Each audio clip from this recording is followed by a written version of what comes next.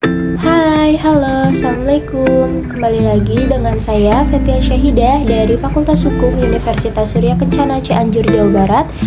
Di sini saya akan melanjutkan lagi pembahasan mengenai bab 2, yaitu tentang jenis-jenis tindak pidana yang disampaikan langsung oleh dosen saya, yaitu Ibu Prof. Dr. Hajah Heni Nuraini SMH dan Bapak Dr. Muhammad Rendi Aridayandi SMH.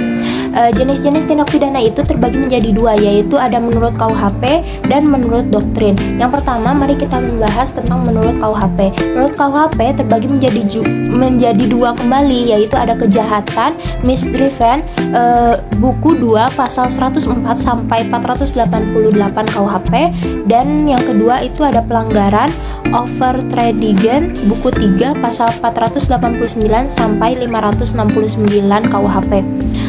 Perbedaan kejahatan dan pelanggaran menurut NVT didasarkan pada penilaian kuantitatif, yaitu kejahatan sanksinya lebih berat dibandingkan dengan sanksi pelanggaran. Selain itu juga didasarkan pada kualitatif, bahwa kejahatan, delik hukum atau reh delik atau malapers atau pelanggaran atau delik undang-undang, wets delik atau malakwai.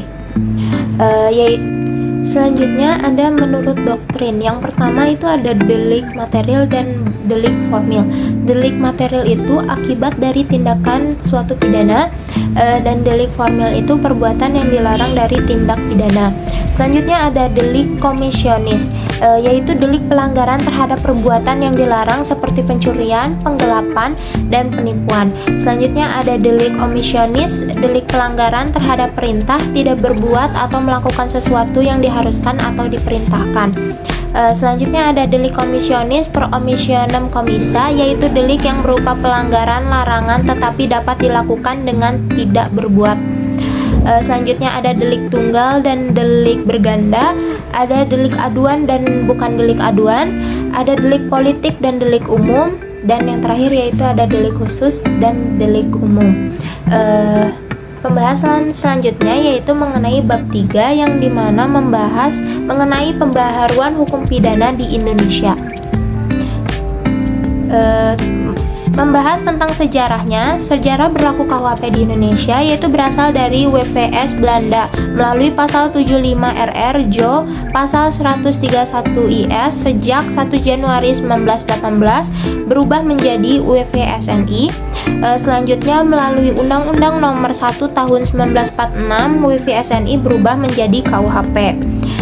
Pembahasan selanjutnya yaitu ada alasan-alasan diadakan pembaruan KUHP, yaitu ada 4 alasan. Yang pertama ada alasan politis, di mana negara Indonesia adalah negara yang merdeka. Oleh karena itu sudah sewajarnya kalau memiliki KUHP yang sifatnya nasional, yang merupakan hasil ciptaan negara bangsa Indonesia sendiri. Dengan menggunakan KUHP, warisan kolonial Belanda dapat diartikan bahwa secara politis Indonesia masih dijajah Belanda.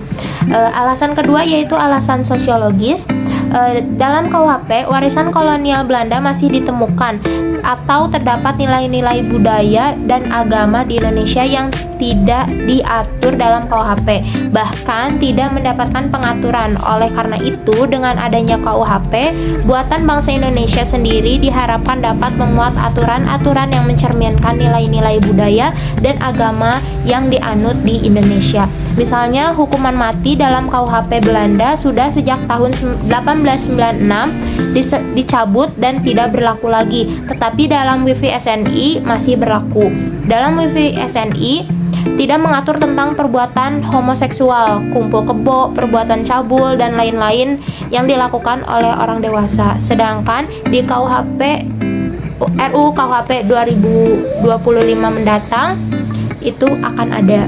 Alasan selanjutnya yaitu ada alasan praktis, yang dimana dewasa masih banyak sarjana hukum di Indonesia yang tidak mengerti atau menguasai bahasa Belanda secara lancar.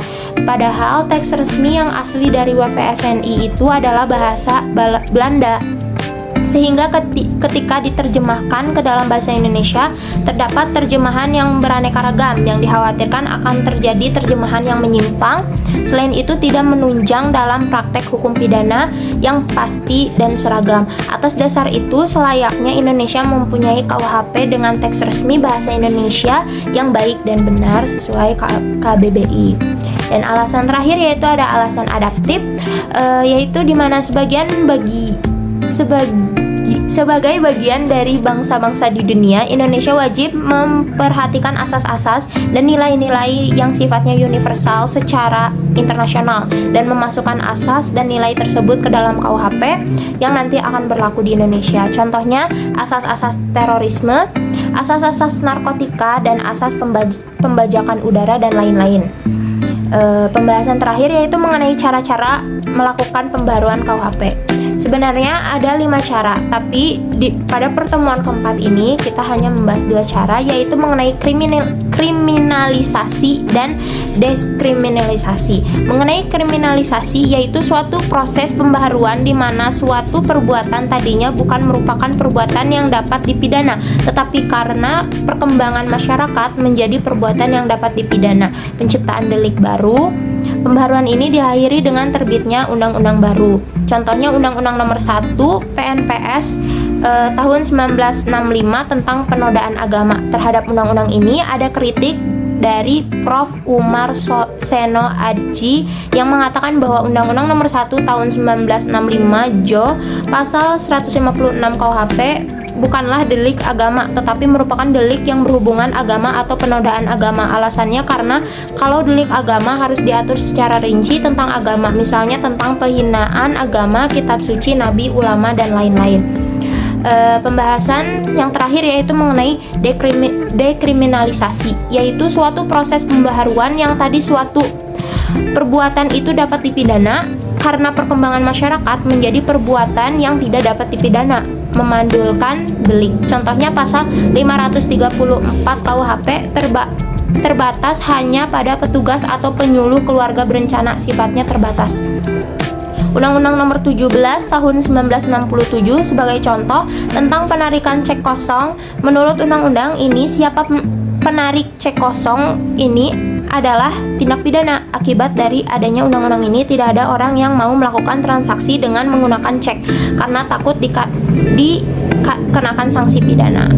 Jadi untuk pertemuan selanjutnya akan melengkapi 5 cara-cara melakukan pembaruan KUHP di Indonesia. Mungkin cukup sekian, sampai jumpa di pertemuan selanjutnya.